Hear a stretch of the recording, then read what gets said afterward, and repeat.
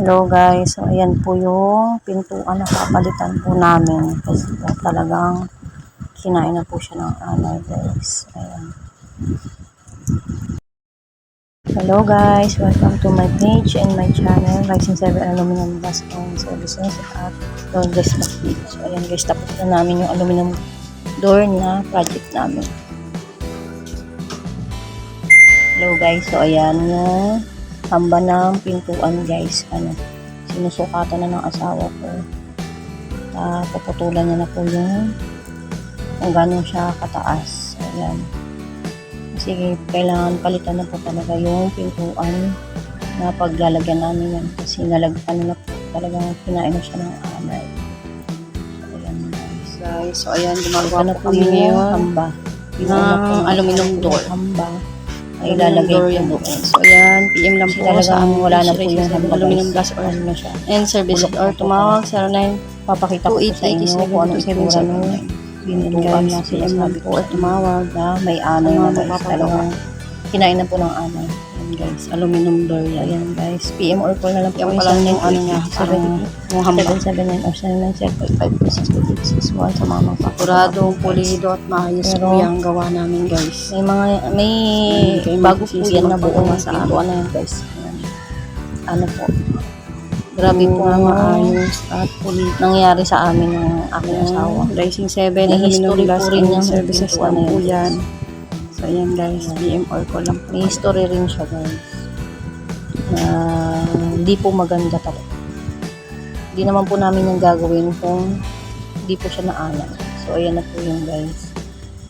Inaanuhan na ng asawa ko yung pag-ano ng pintuan. Naglalagyanan.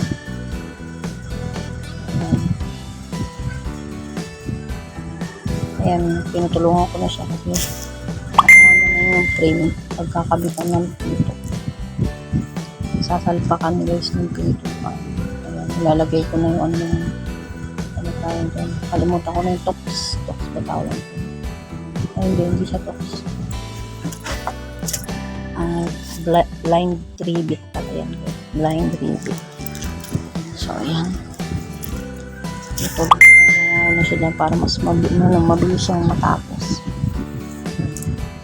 Tagal din namin natapos yan. Ayan guys, natulungan ko naman siya dyan maghawak nung ilalagay sa pintuan. Yung master ang tawag kasi nga.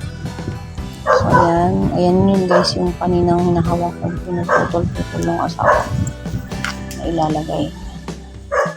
Ayan yun guys. Ayan. Na-assemble niya na yung ano ng pinto. Ganyan ng silat bago niya isalpak ulit. Para siyang nagpapase. Ayan.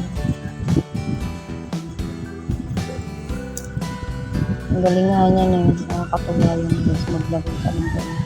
Para siyang yun nga yung pase. Papase.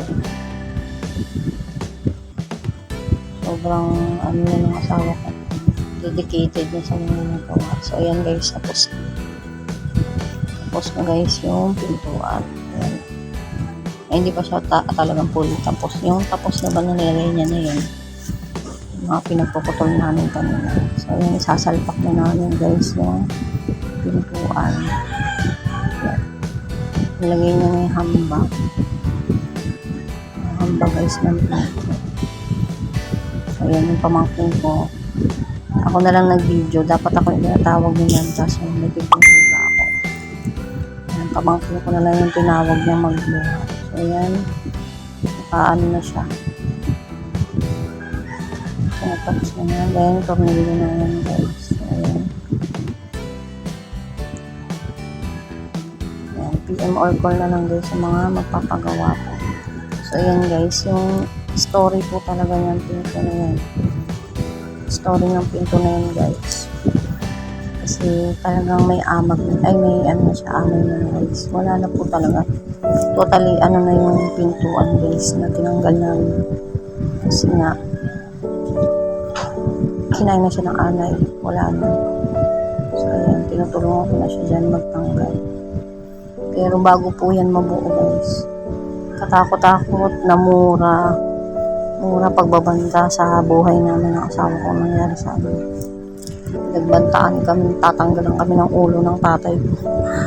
Tatanggalan ako ng dila dahil sinungaling daw ako kung ano sinasabi ko para lang magawa yung pintuan or ano na kesyo nagsisinungaling ako, nagsasabi ko ng mali.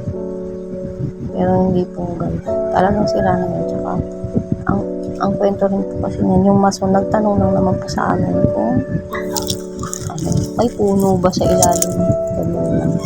Tapos maya mga ilang ano po, tumawag sa akin ng tatay, galit na galit.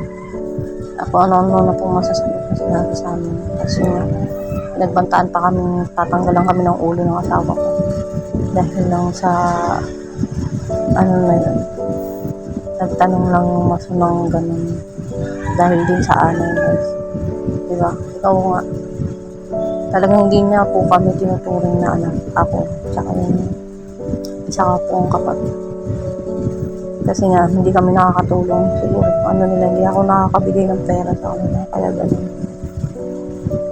Kaya ganun na lang ang galit sa akin. Putulan niya daw ako ng dila. Tatanggalan niya ako ng ulo, pati ng asawa ko. Dahil lang sa ganun lang. Hindi ko alam guys talaga. Kaya may history yung ano na yan. Ito ano yan guys na hindi maganda. Memorable na sa akin yan. Tinakol na ako ng magulang ko ng anak. Diba?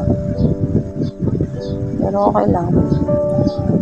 Siguro na ano sila dahil kami yung pinagtiwanan na dito. Pinilayasan na nila dito. So yun. Okay lang. Kaya hindi na ako magpapakita sa kanila dahil binantaan na nila ako. Na tatanggalan nila ako ng ulo. Hindi wow. So yun lang guys. Diba? May magulang palang ganun talaga. Ngayon, hindi ko na sila tinuturing na magulang. Kung ganun yung gagawin lang nila. So yun lang guys.